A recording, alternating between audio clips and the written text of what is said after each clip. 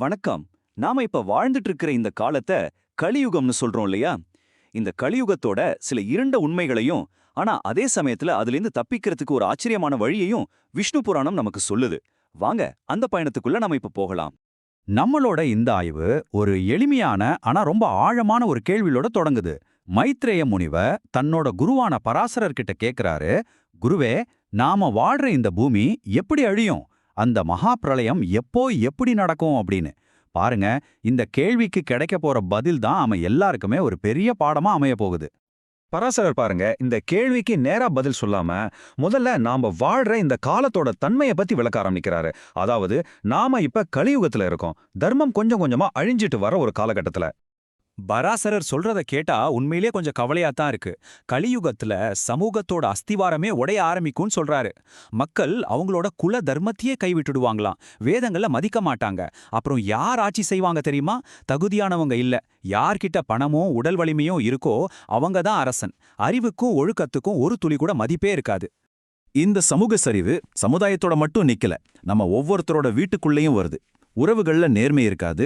பெத்தவங்களை விட மத்த உறவுகளுக்கு முக்கியத்துவம் கொடுப்பாங்க. காசு இல்லாத கணவனை மனைவி பிரிஞ்சு போற நிலைமை கூட வரும். இரக்கம், மத்தவங்களுக்கு உதவுறது மாதிரி நல்ல குணங்கள் எல்லாம் ரொம்ப அரிதாகிடும். இதுக்கெல்லாம் உச்சமா இந்த அதர்மத்தோட விளைவா என்ன நடக்கும் தெரியுமா? மனுஷனோட சராசரி ஆயுள் வெறும் 20 வயசா குறைஞ்சிடும்னு புராணம் எச்சரிக்குது. மனுஷ சமூகத்தோட இந்த வீழ்ச்சி வரப்போற ஒரு பெரிய அழிவோட ஒரு சின்ன அறிகுறிதான்னு புராணம் சொல்லுது. அதாவது, தனிப்பட்ட வாழ்க்கையை தாண்டி இந்த ஒட்டுமொத்த பிரபஞ்சமும் எப்படி ஒரு பேரழிவை சந்திக்கும்னு விவரிக்குது. அதுதான் மகா பிரளயம். இந்த மகா பிரளயம் பாத்தீங்கன்னா ஒரு 4 கட்டமா நடக்கும். முதல்ல 100 வருஷம் தொடர்ச்சியா வறட்சி. இதனால எல்லா உயிர்களும் அழிஞ்சிடும். ரெண்டாவதா, வானத்துல ஒரே நேரத்துல 7 சூரியன்கள் தோன்றி 3 உலகத்தையும் சுட்டு எரிக்கும். அந்த பயங்கரமான வெப்பத்தை தணிக்க பிரளயகால மேகங்கள் தோன்றி அடுத்த 100 வருஷத்துக்கு விடாம மழைய கொட்டும். கடைசியா இந்த பிரபஞ்சம் முழுசும் ஒரே பெருங்கடலா மாறிடும். அந்த ஏகாரணவத்துல மகாவிஷ்ணு ஆதிசேஷன் மேல யோக நித்திரையில இருப்பார். சரி, எப்படி இந்த பிரபஞ்சம் அழிஞ்சு திரும்பவும் உருவாகுதோ அதே மாதிரிதான் ஒவ்வொரு ஆன்மாவும் பிறப்பு இறப்புங்கிற ஒரு முடிவே இல்லாத சுழற்சியில சிக்கி தவிக்குது. பிரளயம்ங்கிறது இந்த பிரபஞ்சத்துக்கான துன்பம்னா, பிறவிங்கிறது ஒவ்வொரு தனிப்பட்ட ஆன்மாவுக்கான துன்பம். புராணம் ஒரு வாழ்க்கையோட துன்ப சுழற்சிய ரொம்ப அழுத்தமா சொல்லுது. தாயோட கருவறைய மழங்கள் நிறைஞ்ச ஒரு சிறைச்சாலைன்னு வர்ணிக்குது. பிறக்கும்போது எலும்புகள் நொறுங்குற மாதிரி வலி. இளமையில நம்ம அறியாமையால எத்தனையோ தப்பான விஷயங்களை செஞ்சிடுறோம். வயசான காலத்துல உடம்பு தளர்ந்து போய் மத்தவங்க கிட்ட அவமானப்பட வேண்டி இருக்கு. கடைசியா மரணம். அது சொல்ல முடியாத வேதனையோட நம்ம உயிரை பிரிக்குது. சரி, இவ்ளோ துன்பத்தையும் அழிவையும் பத்தி கேட்டதுக்கு அப்புறம் நம்ம எல்லாருக்கும் மனசுல இந்த கேள்விதான் வரும். இவ்ளோ மோசமான இந்த கலியுகத்துல நமக்கு ஏதாவது நம்பிக்கை கீட்டு இருக்கா? ஆச்சரியமா இருக்குல்ல. இந்த கேள்விக்கு விஷ்ணு புராணம் சொல்ற பதில் நாம கொஞ்சம் கூட எதிர்பார்க்காத ஒண்ணு. ஆம், நம்பிக்கை இருக்குன்னு உறுதியா சொல்லுது. இந்த கலியுகத்தோட இருளுக்குள்ளேயே ஒரு மிகப்பெரிய வரம் மறைஞ்சிட்டு இருக்குதான்.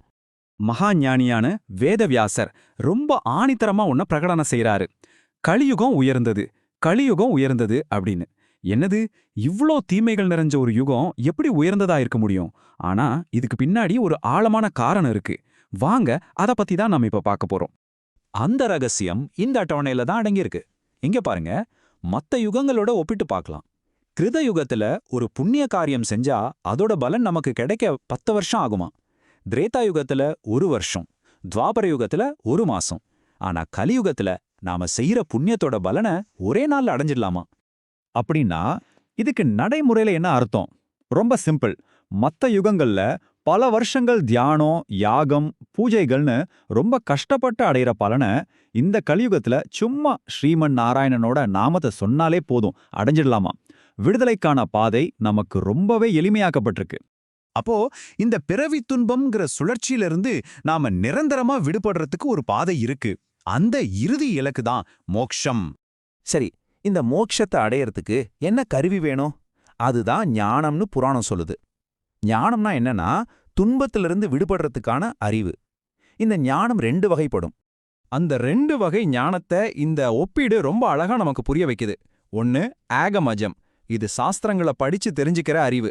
இது ஒரு விளக்கு மாதிரி இருட்ட போக்கி விஷயங்களை ஓரளவுக்கு காட்டும். இன்னொன்னு விவேகஜம். இது யோகம் மூலமா கிடைக்கிற நேரடி உள்ளறிவு. இது சூரியன் மாதிரிங்க, இருட்ட முழுமையா அழிச்சு எல்லாத்தையும் ரொம்ப தெளிவா காட்டிடும். கடைசியா விஷ்ணு புராணம் நம்ம ஒவ்வொருத்தர் முன்னாடி ஒரு முக்கியமான கேள்வியை வைக்குது. நாம இந்த உலகத்துல அனுபவிக்கிற இன்பங்கள் எல்லாமே கொஞ்ச காலத்துக்கு தான் இருக்கும், நிலையானதே இல்ல. அப்படிப்பட்ட இந்த உலகத்துல பிறப்பு இறப்புங்கிற இந்த சுழற்சியிலிருந்து தப்பிச்சு அடையிற மோட்சத்தை தவிர உண்மையான நிரந்தரமான அமைதியை நாம வேற எங்க போய் தேட முடியும்?